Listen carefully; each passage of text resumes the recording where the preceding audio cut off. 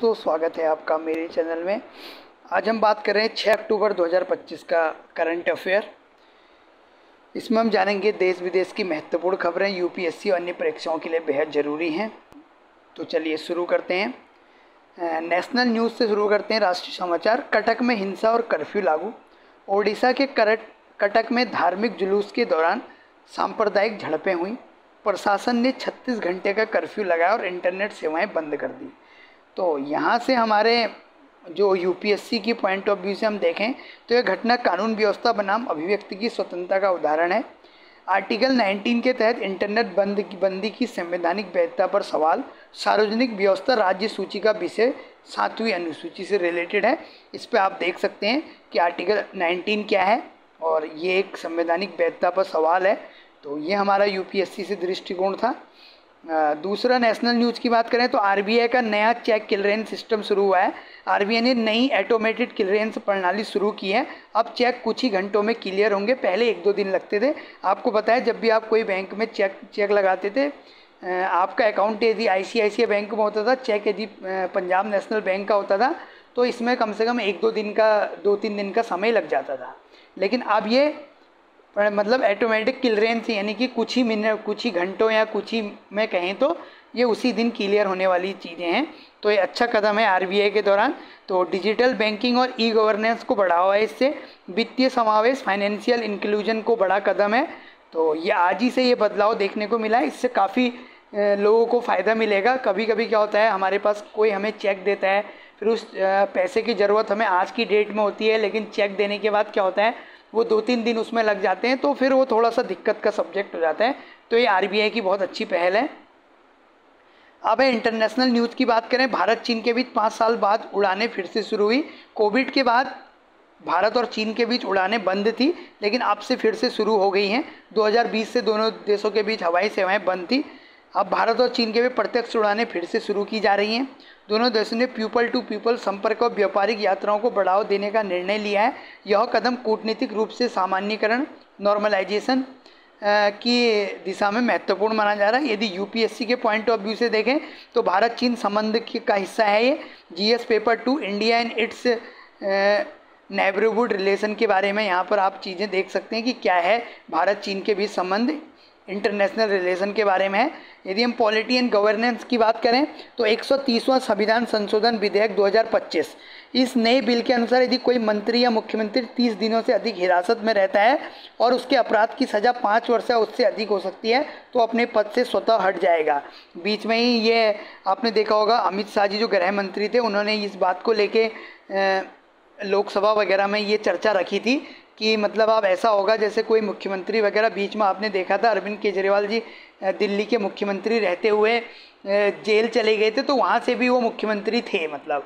तो इस चीज़ को लेके हो जाता है कि यदि मतलब हिरासत वगैरह में है और कोर्ट के द्वारा ये मतलब हो जाता है कि अब इनको 5 वर्ष से अधिक की सज़ा होगी, तो फिर उनको मतलब खुद रिजाइन वगैरह देने की ज़रूरत नहीं है, वो पद से खुद ही मतलब हट जाएंगे। ये ऐसा एक 130वां संविधान संशोधन विधेयक 2025 लाया गया है कि यदि कोई भी जो राजनेता है, कोई पद पे है, चाहे वो मुख्यमंत्री हो, चाहे वो किसी भी पद पर कोई मंत्री हो, यदि उस पर कोई 30 दिनों तक वो हिरासत में रहता है, किसी मतलब कोर्ट वगैरह की, मतलब किसी भी ईडी सीबीआई इनकी हिरासत में रहता है, और उसके बाद उसका जो भी मतलब उस पर जो भी एक प्रकार से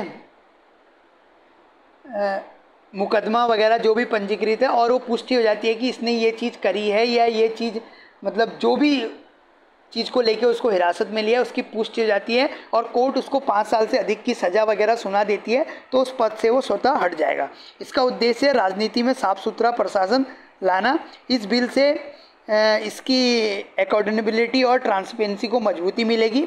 यूपीएससी के पॉइंट ऑफ व्यू से देखें तो एथिक्स इन पॉलिटिक्स की बात करें तो अकाउंटेबिलिटी एंड गवर्नेंस की बात करें, जीएस पेपर 2 है, कॉन्स्टिट्यूशन एंड पॉलिटिकल रिफॉर्म के बारे में हम यहाँ पर देख सकते हैं। ये उससे रिलेटेड चीज़ें हैं, तो आप यहाँ पर देख सकते हैं कि ये मतलब जो 130वां संविधान संशोधन हुआ है, इससे हमारे मतलब चीज़ों को कितना फ़ायदा मिलेगा। जुडिशियल रिफॉर्म की बात करें, वैकल्पिक विवाद समाधान एडीआर को बढ़ावा, एंड केंद्र सरकार ने एडीआर अल्टरनेटिव डिस्प्यूट रिजोल्यूशन प्रणाली को बढ़ावा देने की घोषणा की है। इसमें लोक अदालतें, मध्यस्थता और जो भी पंचायत वगैरह एर्बिट्रेशन शामिल हैं, इससे लंबित मामलों की संख्या घटेगी, न्याय तक पहुंच आसान होगी। यूपीएससी के पॉइंट ऑफ व्यू से देखें तो access to justice, judicial efficiency GS paper 2 से है, जिसमें जुडिशरी एंड गवर्नेंस के बारे में आता है। तो ये भी आपको देखना है कि अल्टरनेटिव डिस्प्यूट जो रिजोल्यूशन है ये किस तरीके से मतलब चीज़ों को कर रहा है। इसमें लोक अदालतें हैं, जो मध्यस्थता कराते हैं वो हैं, पंचायत वगैरह हैं, इन सब चीज़ों को इसमें लेके चला है। तो ये कितनी इफ़ेक्टिवनेस देती हैं हमारे इस चीज़ को, यानी कि ये वैकल्पिक विवाद समाधान है। यदि हम इकोनॉमिक ट्रेंड की बात करें, एफपीआई निवेश से रुपये में मजबूती होगी। विदेशी पोर्टफोलियो निवेशकों ने एफपीआई ने हाल में भारतीय बाज़ारों में भारी निवेश किया। आईपीओ सीजन और मजबूत आर्थिक संकेतों के कारण रुपया अमेरिकी डॉलर के मुकाबले मजबूत हुआ है। इससे विदेशी निवेशकों का भरोसा बढ़ा है। यदि यूपीएससी के पॉइंट ऑफ व्यू से देखें तो एक्सटर्नल सेक्टर मैनेजमेंट है, बैलेंस ऑफ पेमेंट है, जीएस पेपर 3 से है, जिसमें इंडियन इकोनॉमी है। तो जीएस पेपर 3 इंडियन इकोनॉमी के पॉइंट ऑफ व्यू से ये टॉपिक इंपॉर्टेंट हो जाता है, आप इस चीज़ को देख सकते हैं। यदि हम सम्मेलन और पर्यावरण की बात करें, समिट एंड एनवायरनमेंट की, तो अरावली समिट 2025 जेएनयू में इस बार का विषय है भारत और वैश्विक अर्थव्यवस्था 2047 तक। इसमें जलवायु परिवर्तन है, तकनीकी और भू राजनीति जैसे मुद्दों पर चर्चा की गई। इसका उद्देश्य भारत की सस्टेनेबल डेवलपमेंट गोल्स SDGs की दिशा में अग्रसर करना है।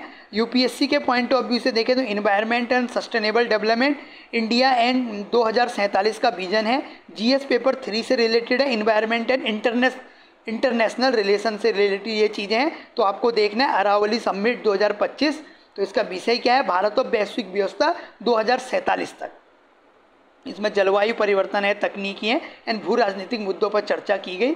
तो ये समिट भारत के इंटरनेशनल रिलेशन को और अच्छा करेगा। यदि हम अपने पूरे वीडियो का क्विक रिकैप देखें तो कटक हिंसा हुई है, 36 घंटे का कर्फ्यू है, इंटरनेट बंद है वहाँ पर, आरबीआई का सुधार हुआ है, चेक क्लियरेंस तेज हुआ है, भारत चीन 5 साल के बाद उड़ानें शुरू हुई हैं, संविधान संशोधन 30 दिन हिरासत में पद से हटना है, एडीआर प्रणाली वैकल्पिक विवाद समाधान है, आर्थिक वृद्धि, एफपीआई निवेश से रुपया मजबूत हुआ है, अरावली समिट 2047 तक भारत का विजन है। तो ये थे हमारे आज की वीडियो का जो क्विक सारांश था। अब देख लेते हैं कुछ एमसीक्यू जिनके क्वेश्चनों के जवाब आपने हमें कमेंट में देने, जिससे कि हमें मोटिवेशन मिलता है और हम इससे और अच्छा कर सकते हैं। ओडिशा के कटक में हाल ही में लगाए गए 36 घंटे के कर्फ्यू का मुख्य कारण क्या था, तो ये आपने बताना है। आरबीआई द्वारा हाल ही में शुरू की गई नई प्रणाली का उद्देश्य क्या है, इसका आंसर आपने बताना है। भारत और चीन के बीच प्रत्यक्ष उड़ानें कितने वर्षों के बाद शुरू होने जा रही हैं, ये आपने बताना है। 130वें संविधान संशोधन विधेयक 2025 के अनुसार निम्न में कौन सा कथन सही है, ये आपने इसमें बताना है। अरावली समिट 2025 का मुख्य विषय थीम क्या थी, ये हमें आपने बताना है। तो यदि आपको इस तरीके की वीडियो मतलब हमारे करंट अफेयर का वीडियो अच्छा लगा हो तो इसको लाइक एंड शेयर करें। मिलते हैं अपने नेक्स्ट करंट अफेयर के वीडियो के साथ कल, तब तक के लिए धन्यवाद, नमस्कार।